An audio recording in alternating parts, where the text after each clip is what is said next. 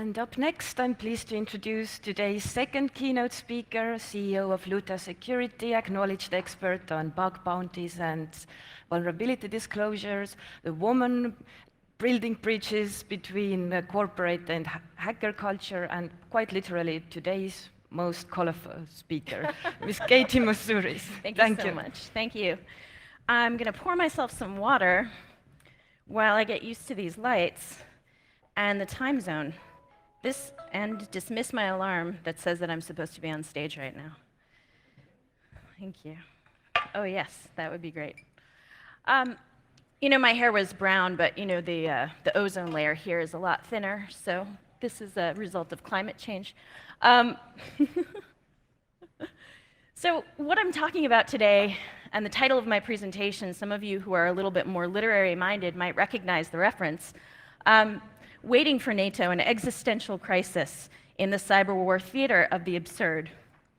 Well, for those of you who don't know me or don't follow me on Twitter, this is a word cloud of things that I normally tweet about, so things that I find very important, and the size of the words is how important I find them. So you can see that I have a penchant for theater, for performance, for karaoke, for hackers. I was a hacker for hire once in my career. It's been over a decade since anyone paid me to hack anything. But now I am the founder of a company called Luta Security, and we help governments and large organizations work with hackers more effectively.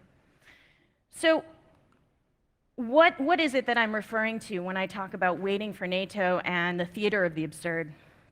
Well, I've given you some reading material here, but really we're talking about the fact that internet security has been going through the same absurd patterns without much effect for the last several decades. And I've been privy to a lot of the efforts, and I participated in a lot of the efforts to increase the security of the internet, mainly by trying to find and report as many vulnerabilities and get them fixed as possible. That is what vulnerability disclosure is. So how did we get here? Well, we didn't really build the internet with all of the things that we depend on in mind. We did not build it with the economic dependencies that we have in mind. We didn't build it with the military dependencies that we have in mind, and we certainly didn't build it with the idea that it would be part of our human evolution in terms of our ability to share knowledge and ideas. So in fact, our dependence on the technology that we've created has increased far faster than our ability to secure it. And this has been going on for quite some time. We've been warning you. Hackers have been warning all of the governments as much as we can for the better part of the last couple decades. Actually longer.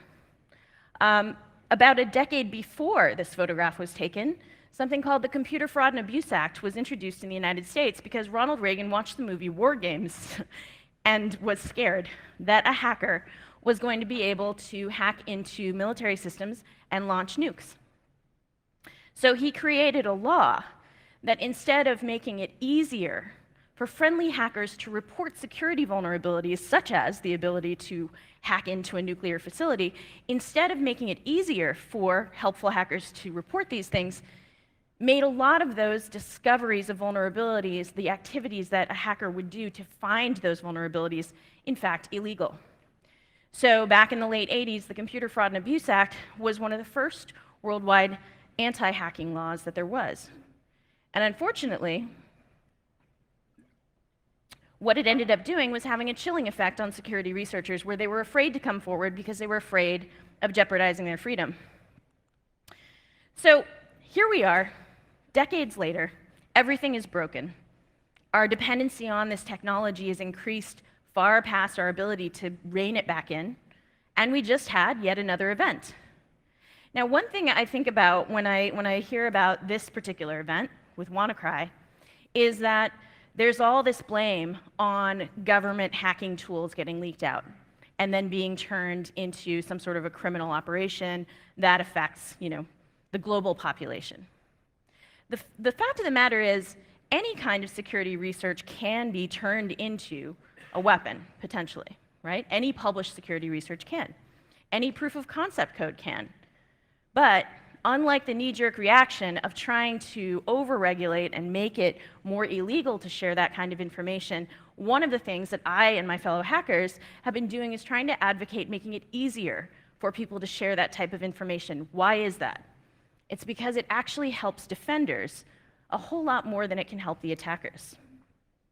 And in fact, we're kind of remedial when it comes to applying the patches that we even have.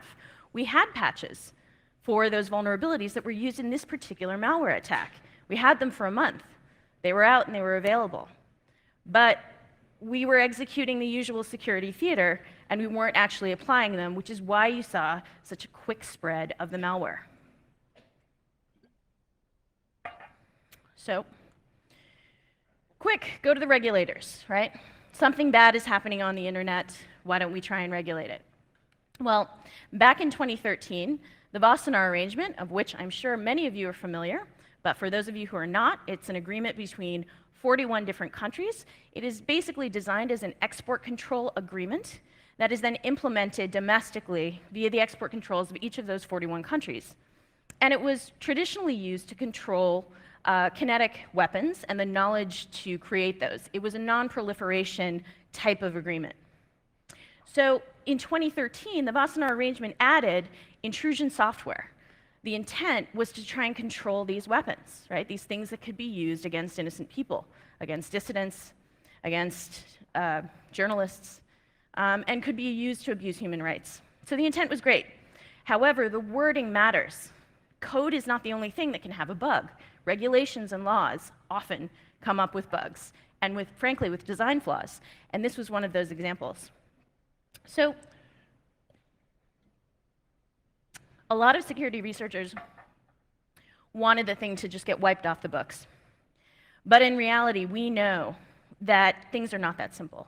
It took a long time to get 41 countries to agree to the Wassenaar Arrangement language in the first place. And it is now taking a long time to revise that language. But that language does need to be revised, and I was one of the many voices on the internet that was advocating for that revision as far back as a couple of years ago, because it actually breaks the ability for the internet to defend itself. So back to the theater. This was an actual talk that I gave in New Zealand, because New Zealanders were willing to let me do this.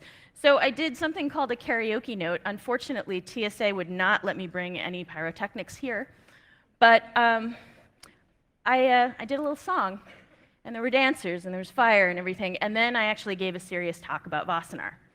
I was spinning on that hoop and singing live, so maybe if some of you would like to join me for karaoke later, we can find some place to do that.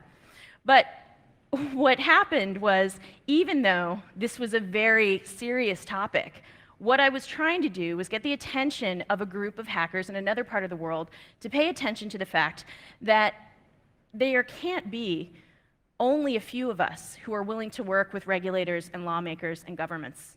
There have to be more of us who are willing to dive into policy, no matter how distasteful it feels to us, and that it's a group effort.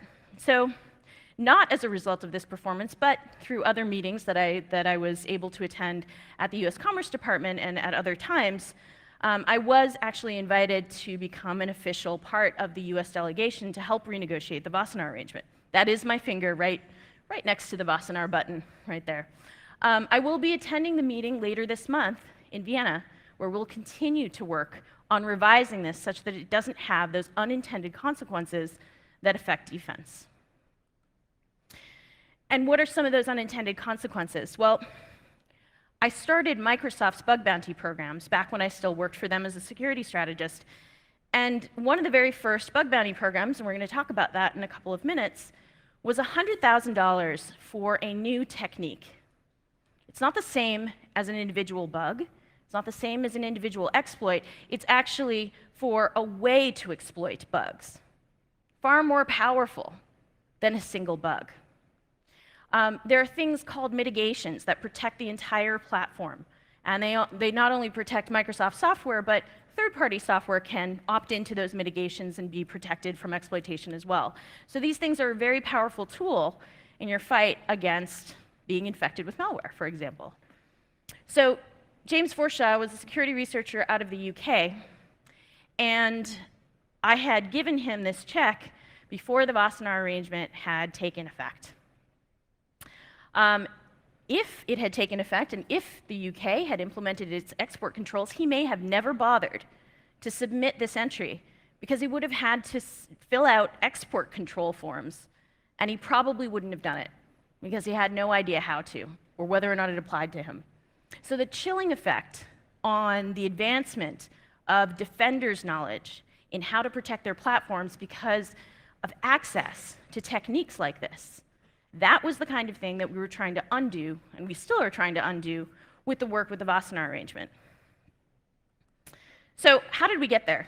I'm going to tell you a couple of stories about the Microsoft bug bounties and how it evolved into the bounty programs of the US government, which how many of you heard about Hack the Pentagon? Okay, a couple of you, maybe in the back.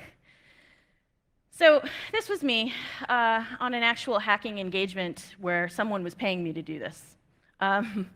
I was, before there was North Korea hacking Sony, there was me being hired by Sony to hack a couple of their online game titles.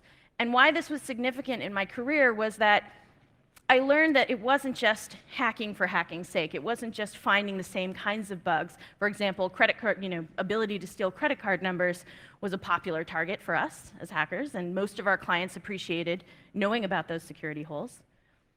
The issue was really that I had to develop some empathy for their business and what they were really concerned about.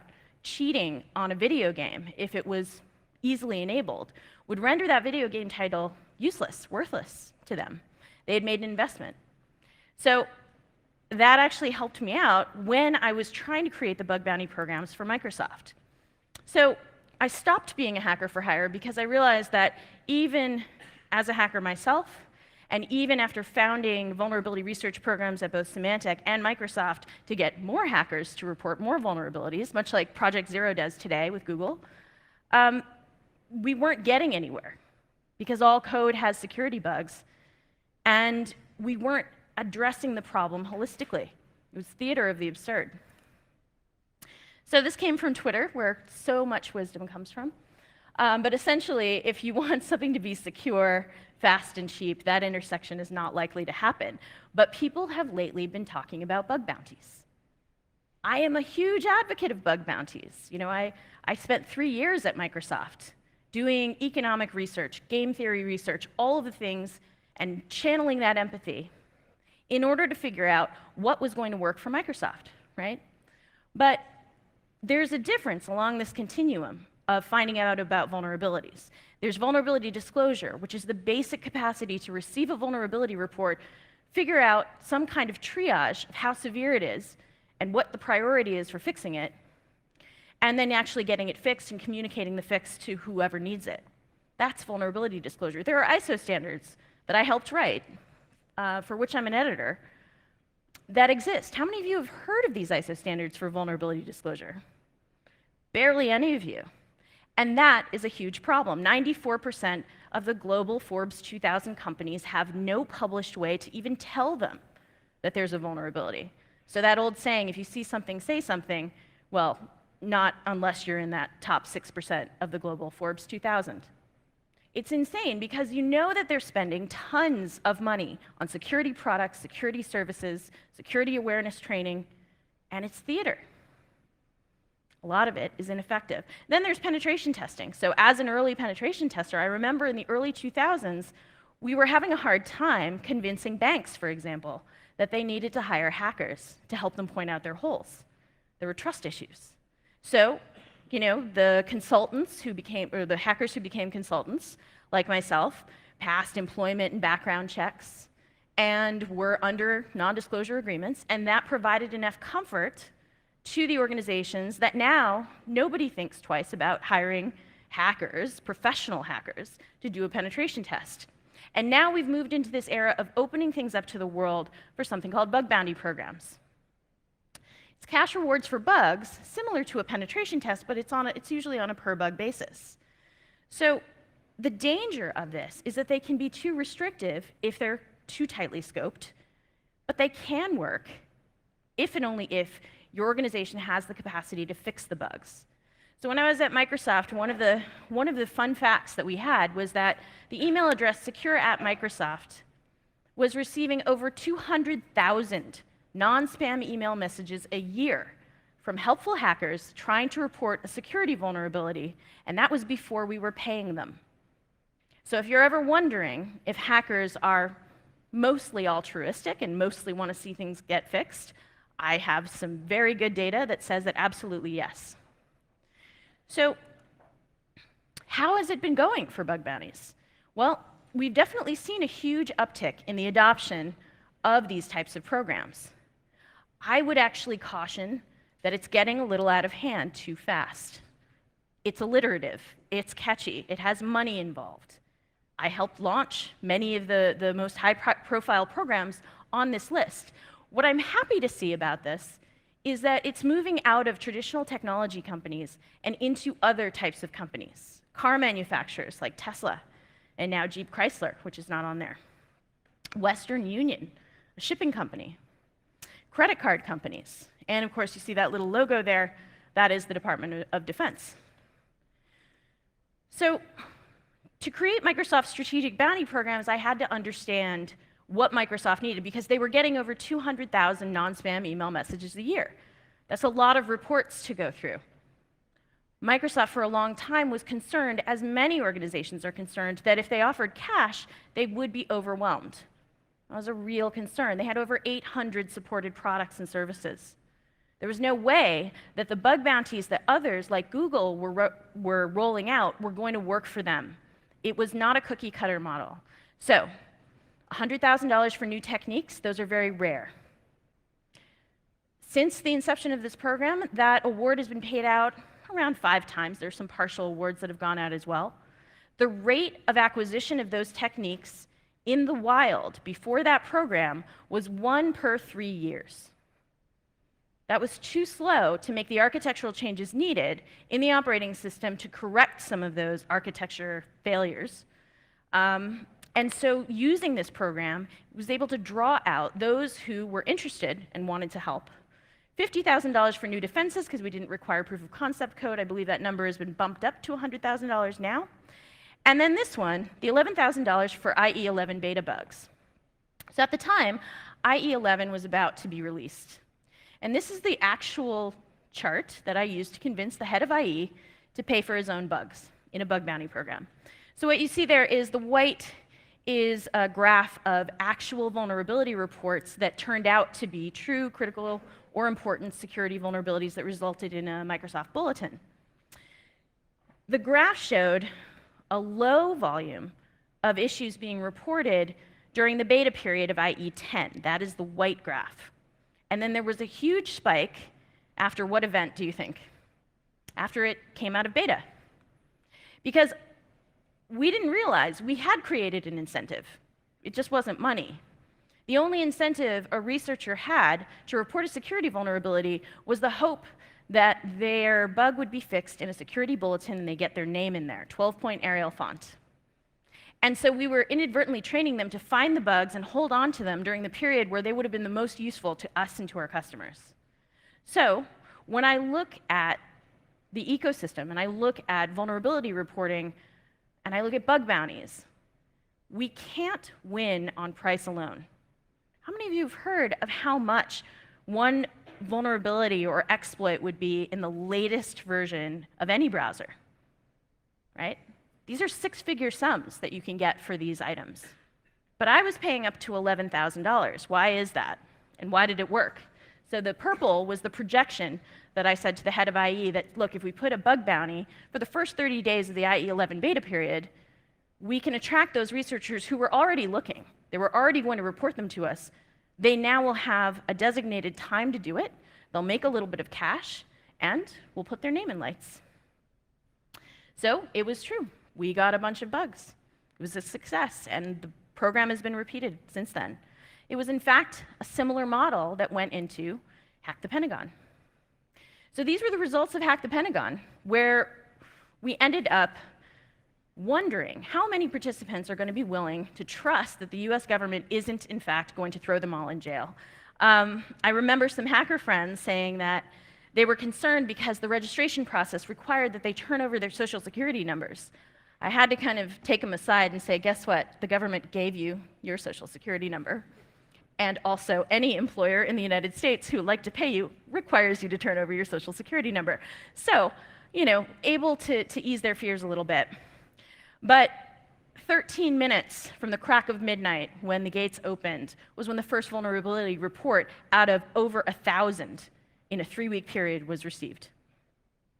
Out of that number, 138 actual vulnerabilities were found and validated and fixed. They were all fixed within a few weeks after the bug bounty period was closed. So that was a great effort on the part of the Pentagon. It was a great effort and a great showing by the hackers. But it was a little much to handle in 21 days. So for Hack the Army, which was the next iteration, we made sure that we limited the number of participants to 400 hackers max. And if you look at the total reports received, the signal-to-noise ratio significantly improved. That's good for defenders. It did only take them 5 minutes to turn in a report, though, so another lesson learned was don't start your bug bounty programs at midnight. So what's about to happen next, right? Are we looking at a tidal wave, a tsunami of bug bounty programs? While that sounds great, we have had, some significant bounty programs announced, or the intent to run bounty programs announced in the United States and even here in Europe. The budget approved for the free and open source software being under a bug bounty. But here's the thing. What happens if you don't actually scope these things properly? Well, I gave you some of the numbers that happened, with the Pentagon, Hack the Pentagon versus Hack the Army. But other things happen too. Scope can be a little bit tricky to get right the first time. What's included, what's not? How many hackers are participating? How would you actually limit them? So often, organizations get overwhelmed. And even worse, even if they hire a company to help them at the beginning and sort through all those reports and only hand them the real vulnerabilities, if they haven't done their own homework and their own securing of their systems and their own scanning first, they're in trouble because they're going to get a lot of serious vulnerabilities and a lot of things to fix very quickly. So what are we doing, when it comes to supply chain, IoT, cars, pacemakers, all of these technologies that we depend on? Does everybody need a bug bounty all of a sudden? Well, in supply chain, things get really complicated. You're not the only one who is responsible for fixing a bug on your phone, even if you make the phone. There is an entire ecosystem in this device, including the user. So it's complicated. There's a maturity model for it. I could spend another 20 minutes talking about that, but apparently I have 2 minutes and 34 seconds left. So what's next? Well, happily, the UK government, NCSC, had partnered with my company and announced it a couple of months ago that it is not doing a bug bounty program. It is building a vulnerability coordination program. In their blog post, they actually talk about the fact that, of course, they've coordinated vulnerabilities before. Of course, they've received vulnerability reports, but they want to do it better. They want to do it in a way that is adaptable, agile, repeatable, and a way that they can share that knowledge and their transparency with the rest of the government and with the people that need to use it the most. Businesses, individuals.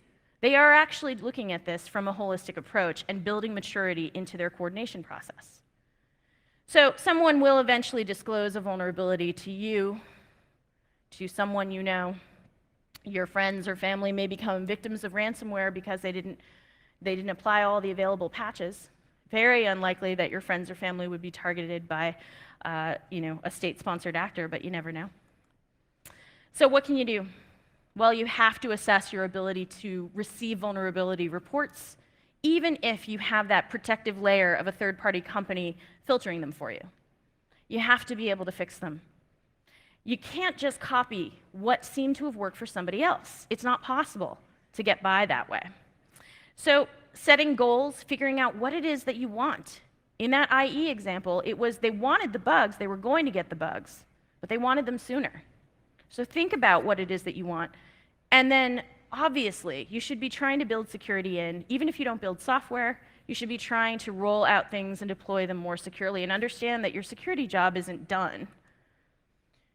So the mistakes you can make are pretty obvious. Failing to plan and having no capacity, really, to have an ongoing and somewhat bursty amount of traffic that may come in from the outside.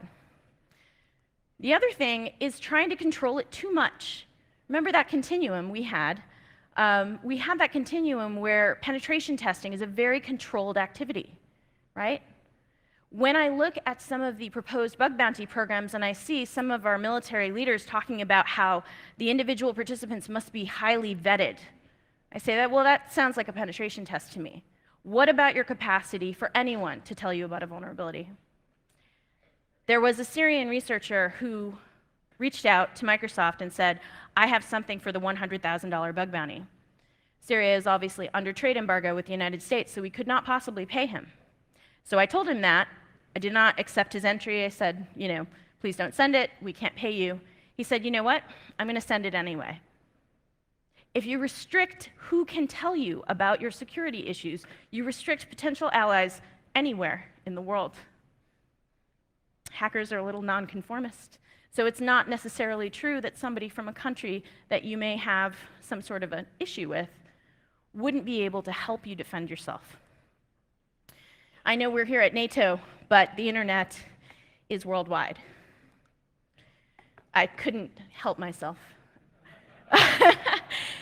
When I was flying over that whole Kofifi, I can't pronounce it, but the fact of the matter is, even as NATO countries, we need to look at the internet as one. So when we look at the theater of the absurd and what we've been repeating in terms of mistakes and narrow-mindedness, I think it's time to stop, because anything else would be absurd. Thank you very much.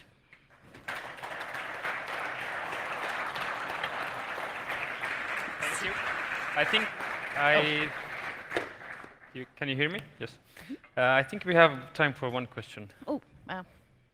If you're okay. Do you have any questions? I can't see out there. Okay, I have a question of my own then. Okay. Can these bug bounty programs and the awards compete with the black market incentives in a way? That is a great question. So, can bug bounties compete with the rewards of the black market, or what I call the offense market, because it's currently not illegal to acquire these things, right? It may be illegal to export them, but that's a different story. You can't compete on price, but there are things that are priceless. So, for example, I don't know if you saw some of the pictures from Hack the Pentagon. The Secretary of Defense at the time, Ash Carter, called 2 of the hackers to the Pentagon to receive special recognition and, the whole coin handshake thing that happens, right? One of them was a high school student. When I look at the future, because I'm a pink-haired old lady of the internet, when I look at kids these days, and I think to myself, what if there had been the ability for me to hack the Pentagon when I was 18? That would have been so great. I wouldn't have needed money. I would have definitely wanted that coin. So there are rewards and incentives that are more important to people than money: recognition and pursuit of intellectual happiness. Great. Thank you.